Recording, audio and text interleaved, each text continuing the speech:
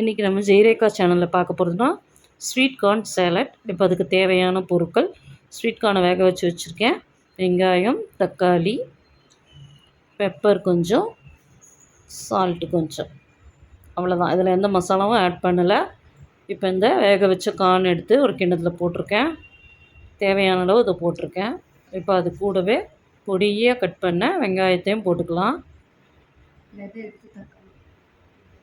இப்போ அடுத்து நம்ம விதையெல்லாம் எடுத்துகிட்டு தக்காளி நம்மளுக்கு தேவையான அளவு போட்டுக்கலாம். இது கூடவே பெப்பர் கொஞ்சம் போட்டுட்டு சால்ட்டு கொஞ்சம் போட்டிருக்கேன், கொத்தமல்லி தேவையான அளவு போட்டிருக்கேன்.